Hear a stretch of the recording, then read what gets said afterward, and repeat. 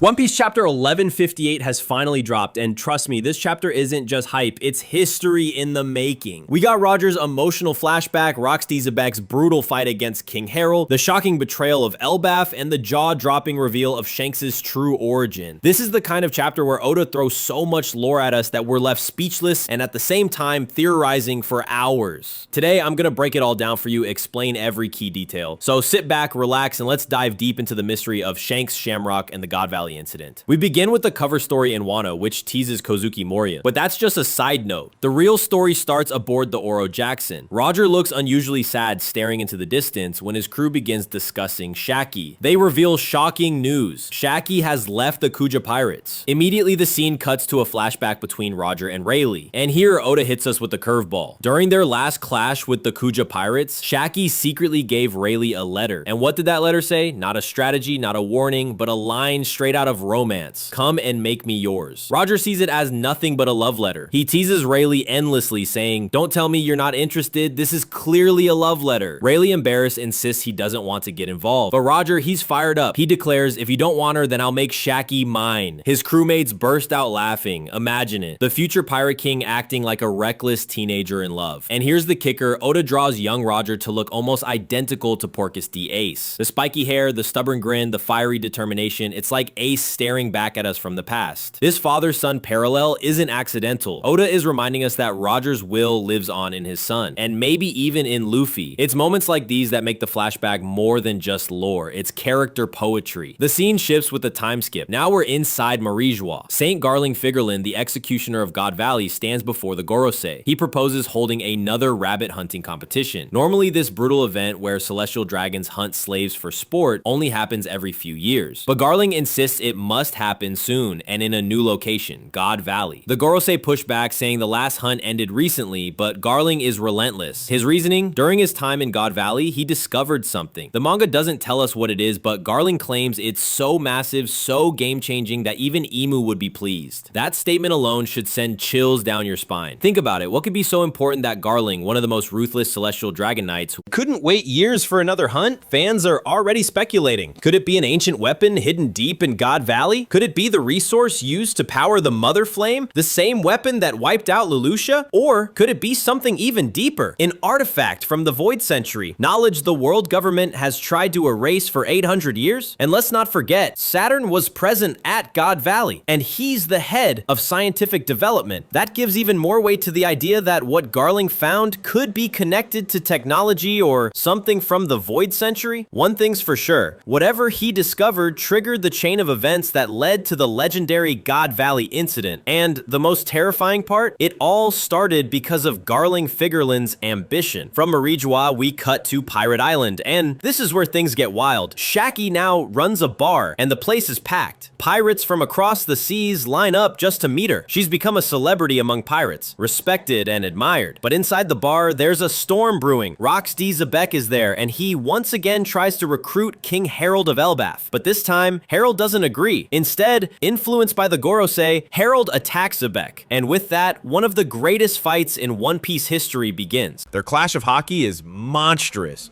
The shockwaves are so powerful that even Prince Loki, a giant himself, is blown away. The sheer scale of this battle is beyond comprehension, and amidst the chaos, we get one of the most emotional exchanges Oda has ever written.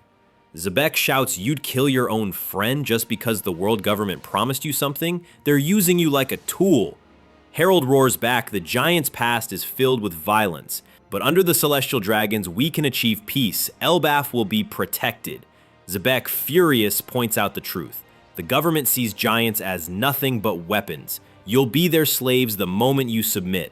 But Harold refuses to listen. His duty as king outweighs his friendship with Zebec. This is the end of their bond. Zebec calls Harold a coward. Harold declares, "I will never follow a villain like you." Their friendship, once legendary, is shattered.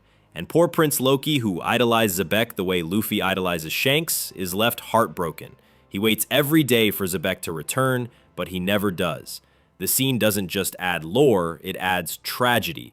It shows us the politics of the world, the corruption of the government, and the heartbreaking way power tears friendships apart. And then we arrive at the reveal that shook the fandom. 1 year later, the story shifts to God Valley. A woman is seen walking with two young children. Villagers gather around, admiring the kids' bright red hair. They smile, saying their hair looks just like yours. When asked about the children's father, the woman explains he went on a mission. The implication is clear, it's Garling Figureland, and then the moment Oda has been teasing for decades. The woman reveals their names. This one is Shanks, and this one is Shamrock. For the first time ever, we see baby Shanks, smiling with the same iconic expression we've known for years. Next to him is Shamrock, his brother, equally radiant with fiery red hair. This changes everything.